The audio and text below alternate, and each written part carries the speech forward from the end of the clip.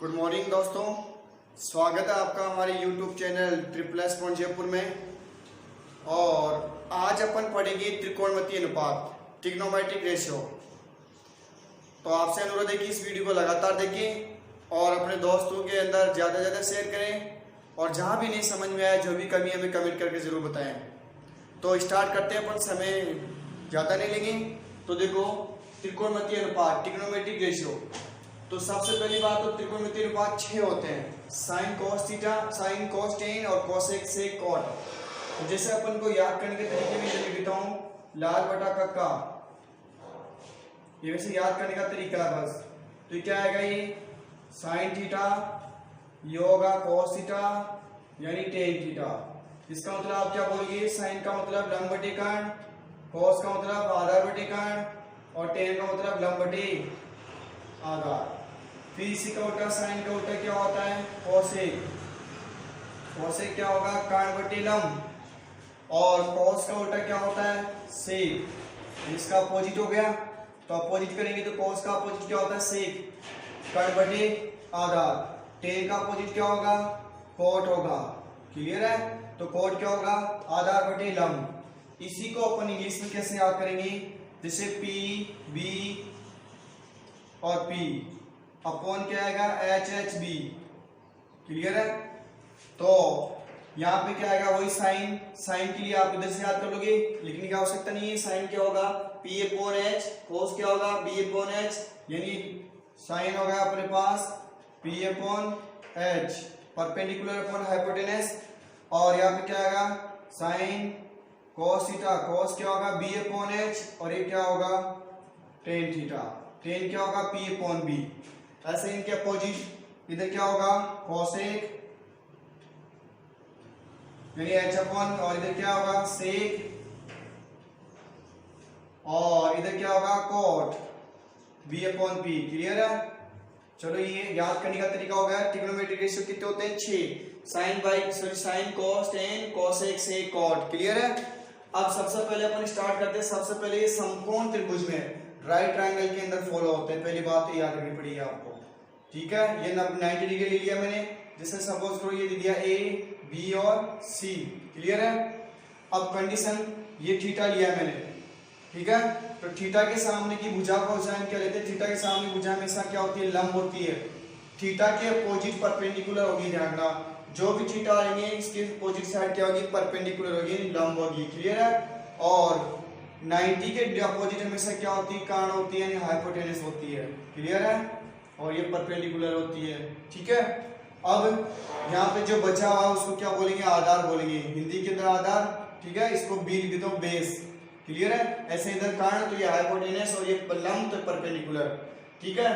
तो सबसे पहली बात, तो ये साइन कॉस थीटा कौन से ट्रायंगल के अंदर फॉलो होते हैं, किसमें लागू होते हैं, राइट समकोण त्रिभुज में, राइट ट्रायंगल में। क्लियर है? तो ये समकोण त्रिभुज था। अगर सपोज करो, जैसे मैं ये एग्जांपल दे रहा हूँ कि राइट ट्रायंगल में इस बार थीटा यहाँ ले लिया, ए बी और सी, ये 90 डिग्री वही बी पे है। क्लियर? तो थीटा के सामने की भुजा क्या होगी, वो सॉरी थीटा के सामने की भुजा लंब हो गई, इसको इंग्लिश में परपेंडिकुलर बोलते हैं। क्लियर? 90 का अपोजिट क्या होगी, कर्ण। 90 डिग्री सामने की भुजा हमेशा कर्ण होगी, कभी बदलेगी नहीं। 90 डिग्री के सामने भुजा हमेशा कर्ण होगी, नहीं हाइपोटेनस, जो कभी चेंज नहीं होती है। क्लियर है? और जो बचा हुआ क्या हो जाएगा, आधार हो जाएगा, जिसको बेस बोलते हैं। क्लियर है? तो जैसे अपना थीटा था, उसके सामने की भुजा लंब हो गई। और दो बात याद रखनी पड़ेगी, थीटा के सामने की भुजा क्या होगी, लंब यानी परपेंडिकुलर। और 90 डिग्री के सामने की भुजा होगी, साइड होगी, वो क्या होगी, हाइपोटेनस, क्या होगी, कर्ण। क्लियर है? जैसे थीटा था तो लंब ये हो गया परपेंडिकुलर, इसके सामने वाली भुजा, अपोजिट साइड। क्लियर है? और 90 डिग्री सामने भुजा कर्ण होगी, हाइपोटेनस। क्लियर है? बचा अपना बेस आधा बच गया। तो ये राइट ट्रायंगल जो त्रिकोणमितीय अनुपात कितने होते हैं, 6 होते हैं। क्लियर है? पहला साइन कॉस टेन, फिर कोसेक सेक कॉट। मैंने इनका रिवर्स भी बता दिया, उल्टा भी बता दिया, कैसे साइन का अपोजिट कोसेक, कोस का अपोजिट सेक, टेन का अपोजिट कॉट। या फिर इधर से बोल दो कि कोसेक का अपोजिट साइन, सेक का कॉस, कॉट का टेन। क्लियर है? तो देखो, ये अनुपात पढ़ने से पहले मैं आपको टेबल बनाना सिखाऊंगा, सारणी बनाना। तो सारणी बनाने से पहले देखो, सारणी बनाना सिखाने से पहले मैं आपको दो तीन चीज बताता हूं जो आपको याद रखनी पड़ेगी। क्लियर है? तो देखो सारणी बनाने के लिए सबसे पहले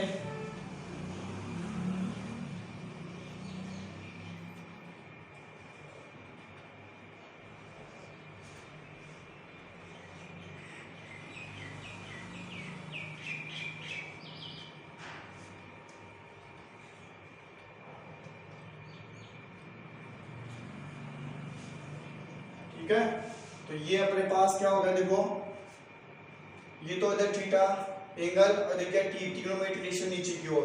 ठीक है, तो सब आपके 5 कोण दिए गए, 0 डिग्री, ठीक है, 30 डिग्री, 30, 45 और 60 डिग्री और लास्ट में 90।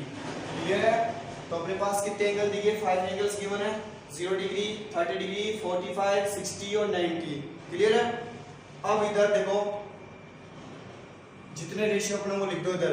ट्रिग्नोमेट्रिक रेशियो टी का मतलब त्रिकोणमितीय अनुपात इधर आएंगे और थीटा जो एंगल है कोण है वो इधर आ गया। क्लियर है? तो यहां लिख रहा हूं मैं साइन थीटा, पहला क्या अपना साइन थीटा, साइन के बाद में उधर से देखते चलो क्या है कॉस थीटा, कॉस के बाद में क्या है, कॉस के बाद में sec theta, sorry tan theta. Clear है? अब टेन के बाद में उधर से आ जाओ, इधर से या फिर इधर से ले चलो, तो टेन का उल्टा क्या, उधर से आ जाओ, चलो कॉट, कॉट लिख दो उधर से, कॉट थीटा, उससे कॉट फर्क नहीं पड़ता, इधर से लिखो चाहे उधर से। ठीक है, फिर कॉट के बाद में सेक थीटा। ये सारणी इंपॉर्टेंट है, आगे कंपटीशन इनमें जिस आगे काम में आती रहती है, तो सारणी बनाना सीख लो। क्लियर है? तो सेक थीटा, बाद में क्या आएगा कॉसेक थीटा। क्लियर है?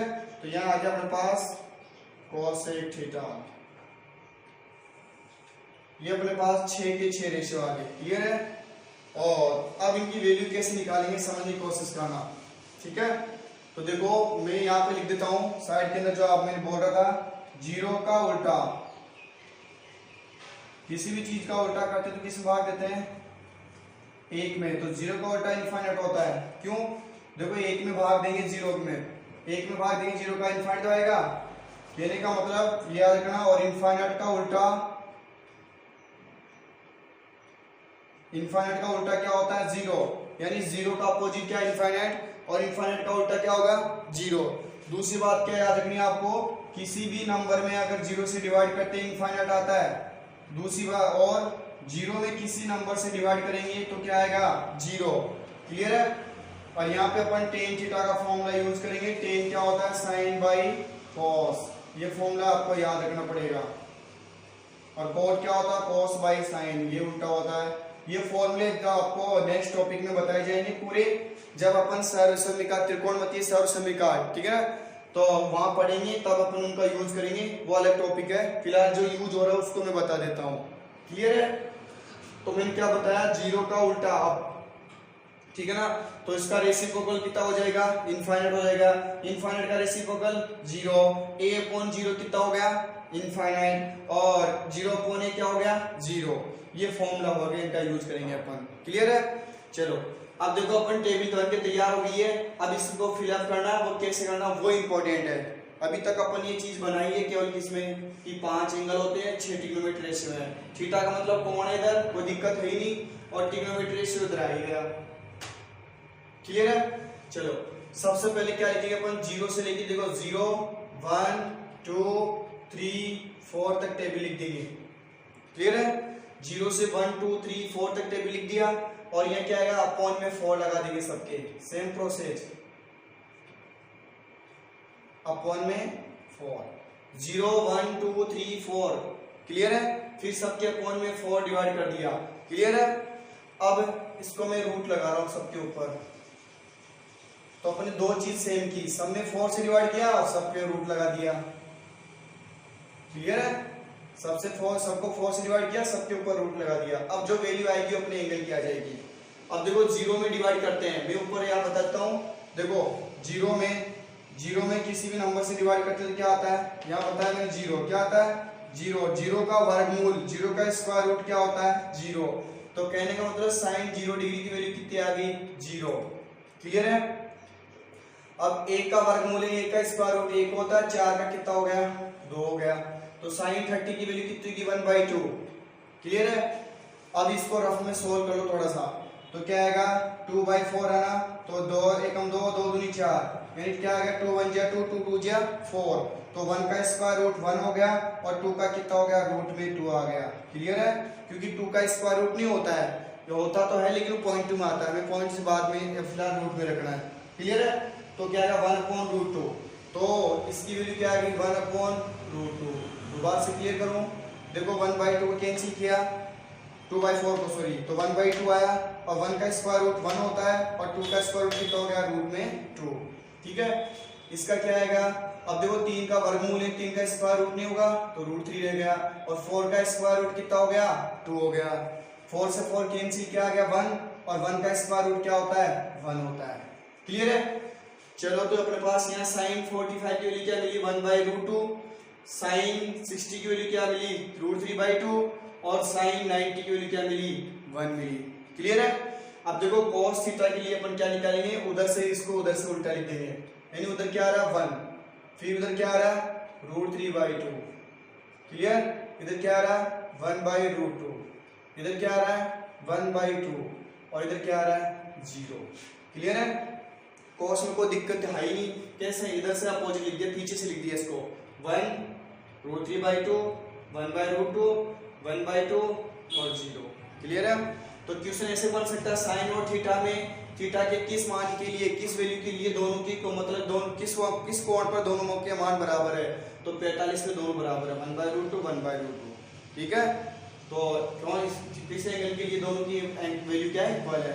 ठीक है, अब देखो हमें tan की वैल्यू निकालनी है, अब tan की वैल्यू निकालने के लिए देखो मैं यहाँ फॉर्मूला लिखा है, tan क्या होता है, साइन बाई cos। ठीक है, ये रफ का काम है, ये तो रफ में सॉल्व करके बता रहा हूँ। क्लियर है, तो tan की वैल्यू क्या है, साइन बाई cos, समझ में आया, tan का फॉर्मूला क्या है, साइन बाई cos। तो मैं जिसे tan 0 की वैल्यू निकालूंगा, तो साइन 0 की वैल्यू में cos 0 की वैल्यू से डिवाइड करेंगे, 0/1 कितना आ गया, 0। कैसे पता पड़ा, किसी भी 0 में किसी भी संख्या से भाग तो क्या आएगा, 0 आएगा। क्लियर है, तो देखो अपने पास, अब इसमें नेक्स्ट टर्म में डिवाइड करते चलो, सब में से इसको इसमें इसका डिवाइड करेंगे, इसमें इससे डिवाइड करेंगे, इसमें इससे डिवाइड करेंगे, और 1 में 0 से डिवाइड करेंगे। ठीक है, दूसरा ले रहा हूं मैं यहाँ पे, देखो 1/2 को किससे डिवाइड कर रहा हूँ, √3/2 से, 2 से 2 क्या हो गया, कैंसिल, तो 1/√3 आ गया। क्लियर है, तो यहाँ पे मैंने क्या लिखा, tan 30 की वैल्यू क्या आ गई, 1/√3। क्लियर है, और फिर इसमें 1/√2 में 1/√2 से डिवाइड करेंगे, सेम टर्म आना, 1/√2 से 1/√2 कट गई, क्या आ गई 1, तो कहने का मतलब tan 45 tan 45 की वैल्यू कितनी हो गई, 1 हो गई। क्लियर है, नेक्स्ट टर्म को डिवाइड करो, तो अपने पास क्या रहा, √3/2, तो √3/2 में किससे डिवाइड करेंगे, 1/2 से, 2 से 2 कैंसिल, तो 1 से डिवाइड किया तो क्या आ गया, √3, तो यहाँ पे लिख दिया मैंने √3। क्लियर है, फिर नेक्स्ट टर्म को डिवाइड करो, 1 में 0 से डिवाइड, 1 को 0 से डिवाइड करेंगे, मैंने क्या बोला, जब भी नीचे 0 ऊपर कोई संख्या हो, ठीक है, कोई नंबर हो, तो 0 यानी a/0, किसी भी नंबर को 0 से डिवाइड करके क्या आता है, इनफाइनाइट आता है, यानी इनफाइनाइट क्या होता है, अनंत होता है। ठीक है, इनफाइनाइट और ठीक है अनंत होता है, नॉन डिफाइंड नंबर होती है। क्लियर है, चलो अब अपन चलते हैं नेक्स्ट टर्म पे, यानी कोड की वैल्यू निकालेंगे। अब कोड की निकालने के लिए बहुत, अब देखो इन सब की इजी हो गया। अब tan के लिए तो उधर से देखो, इसके दो तरीके बताता हूं मैं। अब tan की कोड की वैल्यू किससे आएगी, 10 से। अब 0 का उल्टा कर दो, 0 का उल्टा यानी अपोजिट क्या होगा, रेसिप्रोकल क्या, 0 का रेसिप्रोकल अपोजिट क्या हो जाएगा, इनफाइनाइट होता है। क्लियर है, 1/√3 का कितना हो गया, √3। ठीक है, उल्टा करेंगे ना, उल्टा करने के लिए 1 में डिवाइड करते हैं, ध्यान रखना, रेसिप्रोकल करने के लिए, तो √3 कहां जाएगा, ऊपर चला जाएगा ना, तो नीचे 1 बच गया, तो क्या √3 तो आया, 1 से गुणा भाग करने से कोई फर्क नहीं पड़ता ना, मल्टीप्लाई डिवाइड करने पर, तो √3 आ गया। 1 का रेसिप्रोकल 1 हो गया, 1 में 1 से डिवाइड 1 तो आएगा। क्लियर है, अब √3 मैंने बोला रेसिप्रोकल करने के लिए, उल्टा करने के लिए 1 में डिवाइड करते हैं, तो 1 में डिवाइड करो √3 से, 1/√3। क्लियर है, अब इनफाइनाइट का उल्टा है, तो 1 से डिवाइड 1/इनफाइनाइट क्या होता है, 0। ठीक है, इधर लिख देता हूं मैं, याद ही करना इसको, 1/इनफाइनाइट क्या होता है, 0, यानी किस कि 1 हो चाहे कोई भी संख्या हो, a अपॉन इनफाइनाइट क्या होता है 0। तो किसी भी नंबर में 0 से इनफाइनाइट से डिवाइड करते क्या आता है 0 आता है। किसी भी नंबर को इनफाइनाइट से डिवाइड करते तो क्या आता है 0 आता है। तो यहाँ से हम डिवाइड किया तो क्या आया 0। जो दूसरा तरीका है, ये तो चलो उल्टा करने पे या अपोजिट करने पे हमें प्राप्त हुआ है। दूसरा तरीका याद क्या करना है आपको, टेन का याद, टेन की वैल्यू निकाली थी अपन ने, तो कोड की बताने के लिए आप उधर से उल्टा लिख दो, इनफाइनाइट √3 1 1/√3 0, ये इजी पड़ जाएगा। लेकिन देखो तरीके सभी आने चाहिए, क्लियर है। चलो सेक पे चलते हैं। अब सेक भी देखो इधर आ रहा है ना, 1 का उल्टा क्या 1 है, ठीक है ना। सेक इनका उल्टा करते चलो, 1 का उल्टा क्या होगा 1, ठीक है। फिर √3/2 का 2/√3, या एरो बना देता हूं मैं ताकि आप कंफ्यूज ना हो। सेक की वैल्यू कहां से निकल रही, कॉस से निकल रही है, उनका अपोजिट करते चल रहे अपन। 1/√2 का √2/1, अरे 1/1 को 1 से डिवाइड करोगे ना, उल्टा करने के लिए 1 में भाग दे रहे हैं, 1 को 1 से डिवाइड 1 में डिवाइड कर रहे हैं, तो √2 कहां जाएगा ऊपर, तो 1 × 2 √1 2 1 से 1 कैंसिल किया, डिवाइड करने का फर्क नहीं पड़ता ना, तो √2 आ गया, क्लियर है। ये तो √2 आ गया। इसी प्रकार अपने पास क्या है 1/2 का कितना हो गया 2/1 यानी 2 हो गया, और 0 का अपोजिट, 0 का अल्टा कितना होता है इनफाइनाइट होता है, क्लियर है।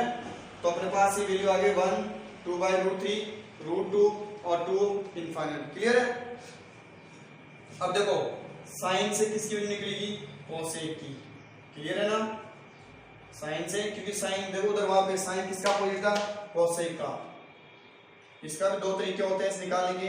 तो साइन की 0 का उल्टा क्या है इनफाइनाइट, क्या है इनफाइनाइट, क्लियर है। फिर 1/2 का कितना हो गया 2 2/1 होगा ना, उल्टा कर देंगे 1/√2 का √2, क्योंकि देखो √2 क्यों हुआ, क्यों 1/√2 हो जाएगा ना, तो क्या आ जाएगा वही बात यहाँ पे बताई थी मैंने, तो √2 आ रहा है, क्लियर है। फिर √3/2 का कितना हो गया 2/√3, और 1 का अपोजिट क्या होता है 1। दूसरा तरीका क्या बताया, देखो कोसेक निकालोगे ना, तो सेक की उल्टा लिख दो, इनफाइनाइट 2 √2 2/√3 और 1, क्लियर है। तो ये अपनी टेबल बनके तैयार हो गई है। मैंने जो किस किस के कॉट के कोसेक के दोनों तरीके बता दिए, सब कुछ वैल्यू निकालनी बता दी शुरू से, ठीक है। फिर भी अगर आपको नहीं समझ में आता तो हमें जरूर बताएं। अब बच्चों का क्वेश्चन आता है कि सर ये sin 30 की 0 डिग्री, sin 30 की वैल्यू 1/2 आई कहां से, 45 की वैल्यू कहां से आई, ठीक है, ये 130 की वैल्यू कहां से आई, क्लियर है। तो देखो इसको ये तो रफ कर देता हूं मैं, ये चीज मैं बता देता हूं, हालांकि आपकी पूछी नहीं जाएगी लेकिन फिर भी आप बताता हूं ये दे।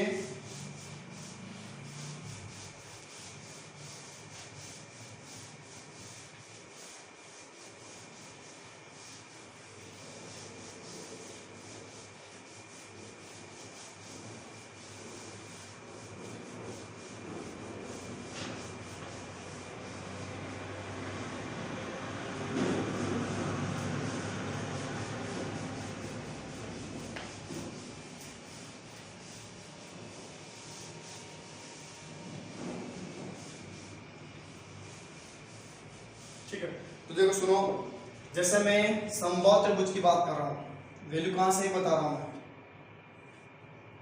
ABC, ठीक है। समबाहु त्रिभुज की सभी भुजाएं समान होती है, जैसे मैं 2A ले लिया और ये भी 2A ले लिया, A भी ले सकते हो, उससे कोई फर्क नहीं पड़ता, 2A, क्लियर है। इक्विलेटरल ट्रायंगल है, इक्विलेटरल ट्रायंगल की क्या होती है, ऑल साइड क्या होती है इक्वल होती है। मैंने सभी साइड्स को क्या ले लिया 2A 2A और 2A ले लिया, क्लियर है। अब देखो मैं यहाँ से कोई भी वर्टेक्स है शीर्ष से परपेंडिकुलर डाल दो, लंब डाल दो, तो मैंने क्या A से इसके ऊपर लंब डाला परपेंडिकुलर, क्लियर है। तो ये क्या हो गया इसका परपेंडिकुलर, वर्टेक्स A से अपोजिट साइड BC पे परपेंडिकुलर ड्रॉ कर दिया, तो ये क्या होता है समबाहु त्रिभुज के अंदर, यानी इक्विलेटरल ट्रायंगल होता है, उसी के अंदर देखो लंब होता है ना, लंब परपेंडिकुलर, वो अपोजिट साइड का बाइसेक्ट भी करता है। अदरवाइज दूसरे ट्रायंगल में नहीं होता ऐसा। जैसे मैं दूसरे त्रिभुज की बात कर रहा हूँ, जैसे ये क्या विषमबाहु त्रिभुज है, इसके लिए ट्रायंगल है, क्लियर है। तो मैं यहाँ से परपेंडिकुलर ड्रॉ कर रहा हूँ, क्या इसको बराबर पार्ट में डिवाइड कर रहा है, नहीं। तो ऐसा कौन सा ट्रायंगल में होता है, केवल समबाहु त्रिभुज में, इक्विलेटरल ट्रायंगल के अंदर होता है। क्या होता है कि जो परपेंडिकुलर होता है वो क्या होता है, उसका अपोजिट साइड का बाइसेक्ट भी करता है, यानी उसका समद्विभाजन भी करता है। कौन? शीर्ष लंब, शीर्ष से डाला गया लंब। क्लियर है? तो अपनी यहाँ बात चल रही थी, सवाल ये था कि 2a थी तो ये क्या हो गया, आधी आधी होगी, बाइसेक्ट समद्विभाजन यानी समान दो भाग। क्लियर है? तो ये a हो गई और ये भी क्या हो गई, a हो गई। ठीक है, समद्विभाजन क्या, बाइसेक्ट हो गई तो 2 इक्वल पार्ट कर दिए। क्लियर है? अब ये आपको पता होना चाहिए, ये भी चीज पता होना चाहिए कि समबाहु त्रिभुज के प्रत्येक कोण का मान कितने डिग्री होता है, 60 डिग्री होता है। 60 120 60 यानी कितना का 180 180 हो गया। क्लियर है?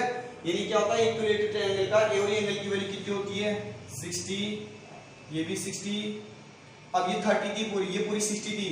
ठीक है, तो ये 30 का हो गया और ये भी कितना हो गया, 30 का हो गया। क्लियर है? समझ में आया?